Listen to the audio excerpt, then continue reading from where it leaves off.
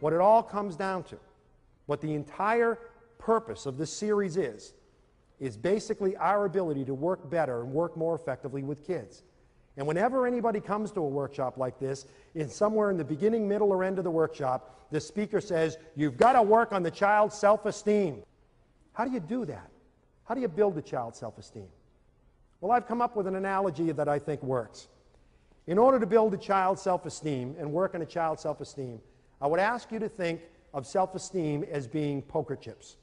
Self-esteem is basically poker chips. If you've got a good self-esteem, a strong self-esteem, you've got a lot of poker chips. And if you've got a poor self-esteem, a low self-esteem, you don't have many poker chips. Simple as that. Let's talk about two children who go to the school that your child goes to. These two children go to every school in the country. One child is named Joe Cool. Joe Cool has tons and tons and tons of poker chips. How did he get all those poker chips? By good things happening to him. When good things happen to you, you get poker chips. Captain of the football team, he has 10,000 poker chips. Voted king of the homecoming dance, he has 15,000 poker chips. Get your picture in a paper for scoring the winning touchdown, he has 12,000 poker chips. This kid's got millions and millions of poker chips. He's had a charmed life, God bless him. He feels great about himself, and he should. Now, you also lose poker chips when bad things happen to you. You go to the prom, Joe Cool goes to the prom with the best-looking girl on campus, 20,000 poker chips. Prom night comes, he's got a pimple on the end of his nose. He loses 3,000 poker chips, but he still has a net gain of 17,000 poker chips. He's still 17,000 poker chips ahead. And this kid goes to school every day with his baskets and bags full of poker chips. And sitting next to him is Larry, the learning disabled kid.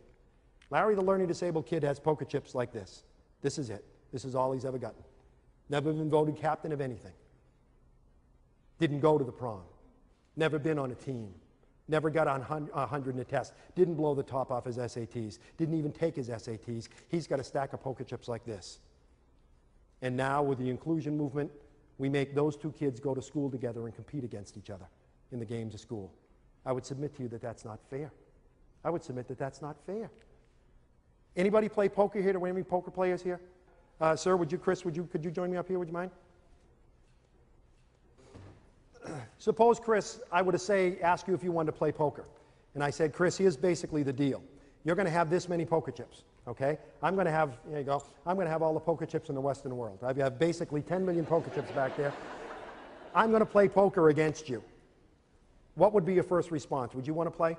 I don't think so. Okay, his first response would be, I don't want to play. What do we think the learning disabled kid is saying to us when he says, I don't want to go to school today, Ma? Don't make me go. I got one of those stomach aches again, Ma. Don't make me go. Please don't make me go to school today. What's he saying to you? He's saying, I don't have enough chips to get in the game. I don't have enough chips. Don't make me play this game.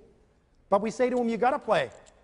The law says you've got to play. You've got to go to school. So I say to you, Chris, you've got to play poker with me. You're going to have that many chips, and I have bundles and bundles of chips back there. How would you play, Chris? Would you play conservatively, or would you play recklessly?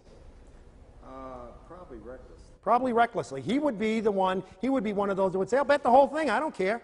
That's what the learning disabled kid that's what the learning disabled kid says when he says, sure, I can walk along the edge of that building. Sure, I can try dope. Sure, I can join a group, a gang. Sure, I can do that. In other words, I'm just going to be spontaneous and do anything. I'm just going to bet the whole thing. I don't care. I don't care. I'll just bet the whole thing. Would any of you play conservatively? Yeah, some people are saying, I play conservatively. I just bet one chip at a time. That's what the kid with a learning disability is saying to you when he says, no, I don't want to ask anybody to the dance. Don't ask me to, Ma. I don't want to put anything in the science fair. I don't want to go to summer school. I'm going to take the chips that I've got, and I'm going to hold on tight to those, and I'm not going to let these go. And in school, we make these two kids play the game of school against each other, and I would submit to you that that's not fair. So in class, the first day, we're in class one day, and the teacher says, who was the president of the United States during the Civil War? And Joe Cool's sitting there, and he's saying, I think it was Calvin Coolidge, but I'm not sure. Well, what the heck? I've got 10 million poker chips. If I get this answer wrong, it's only going to cost me 5. Was it Calvin Coolidge? Teacher says no. Larry, the learning disabled kid, is sitting there, and he's looking at this little stack of poker chips. He's got 25 poker chips to his name. And he's thinking, I think the answer is Abraham Lincoln. I think the answer is Abraham Lincoln, but I just don't dare answer. I don't dare respond because I have another game I've got to play at lunch. You see, yesterday when I went to lunch, I gave the lunch lady, the one with the hairnet and the tattoo, I gave the lunch lady a $20 bill, and she only gave me change for a 10. And my father said, don't you come back without that extra $10. You go to that lady and you tell her she gave you the wrong change. And he's thinking, that's going to take me 25 chips. It's going to take 25 chips for me to go and ask that lady for my money back. So I don't dare play in this game, because if I lose the chips, I won't have enough to play in the game I've got to play at lunch. And the teacher says the right answer is Abraham Lincoln. And Larry goes, oh, I should have done it. I should have done it.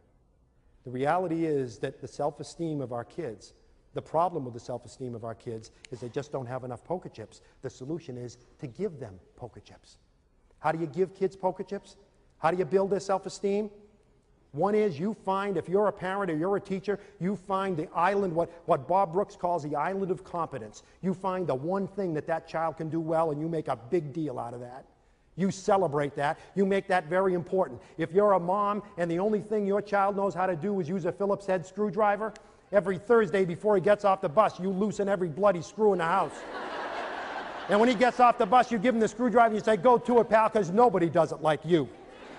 You got to be a talent scout. You got to find things he does well. You got to find, because every time you praise a child, every time you say, that was a good job, you're giving him poker chips. Parenting is pretty simple. Being a teacher is pretty simple. It all comes down to this. Your job is to make sure that every child you deal with has more poker chips when he goes to bed that night than he or she had when they got up in the morning. That's it. It's that simple. And how do you make sure they have poker chips? You give as many poker chips as possible. Secondly, you take away only as many poker chips as necessary. Please listen to me, dads, because we dads are real good at this. Let's say that Chris is my son, and Chris is sitting in class, sitting at the dinner table. Want to cup your hands like that for me, Chris? Chris is sitting at the dinner table, and he's got that many poker chips. He's got that many chips. And we're sitting at the dinner table, and Chris spills his milk. And I say, you know, Chris, sometimes you make me sick. You know, do you get up at 5 o'clock in the morning and say, how can I spoil Dad's day? Is that what your problem is? You're the only one in the family who does this. Sometimes I even wonder why we have you in this family. Go to your room. And he goes up to his room. And the rest of the family's sitting there, oh boy, oh boy. And I sit there and I think, oh boy, that was pretty rough. It was pretty rough on old Chris. That's pretty tough on Chris. I wasn't really mad at Chris. I was mad at my secretary.